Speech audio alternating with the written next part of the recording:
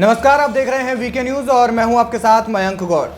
रूस में हुए आतंकी हमले के बाद इस समय पूरी दुनिया आतंकवाद को लेकर के सख्त रुख अपनाए हुए है।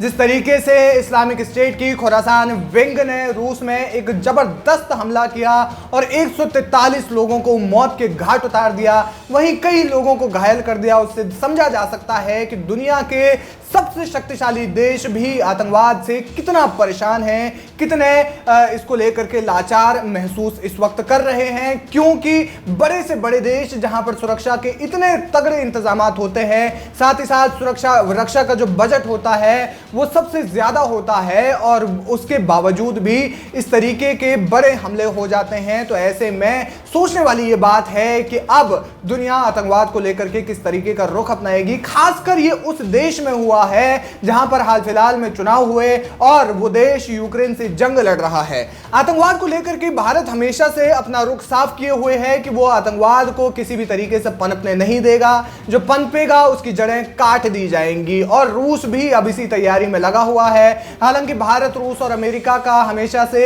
ऐसा ही एक स्टैंड रहा है कि वो आतंकवाद को बख्शते नहीं है, और अब इसी कड़ी में भारत और रूस आतंकवाद के खिलाफ साथ मिलकर कार्रवाई करने की तैयारी में है।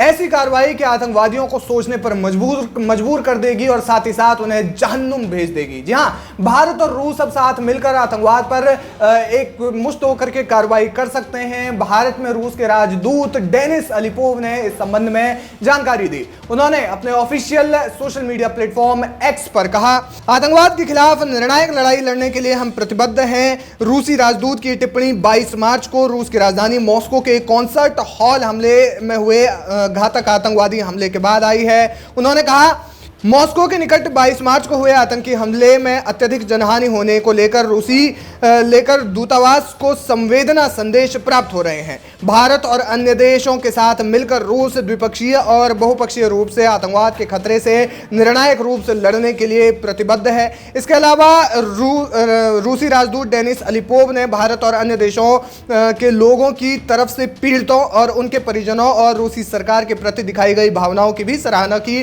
जिस तरीके से पीएम मोदी ने हाल फिलहाल में बयान भी दिया था और कहा था कि रूस में जिस तरीके का एक हमला हुआ है उससे भारत रूस के साथ है, और आतंकवाद की लड़ाई में रूस के साथ जो है साथ लड़ने के लिए तैयार है। और इसके बाद अब डेनिस अलीपोव ने जिस तरीके से बयान दिया है, यानी कि साफ तौर पर समझा जा सकता है कि भारत और रूस अब आतंकवाद के खिलाफ एक बड़ा कदम उठाने की तैयारी में है। साथ ही साथ जिस तरीके से जब आतंकवादियों को पकड़ा गया था, जो मॉस्को कॉन्सर्ट हॉल में जब आतंकवादी हमला हुआ था, उसके जो मुख्य आरोपी थे उनको जब पकड़ा गया था तो उनको किस हालात में कोर्ट में पेश किया गया था। किसी का कान कटा हुआ था, किसी का मुंह सूजा हुआ था, ये और कोई व्हीलचेयर पर था, यानी कि बहुत ही बुरी स्थिति में उन्हें जो कोर्ट रूम में पेश किया गया था। यानी कि साफ तौर पर देखा जा सकता है कि रूस जो है किस तरीके से बख्शता नहीं है और अब भारत के साथ कोई बड़ी प्लानिंग करने की तैयारी में है। क्या कुछ कहना चाहते हैं आप इस खबर पर, हमें कमेंट करके जरूर बताएं।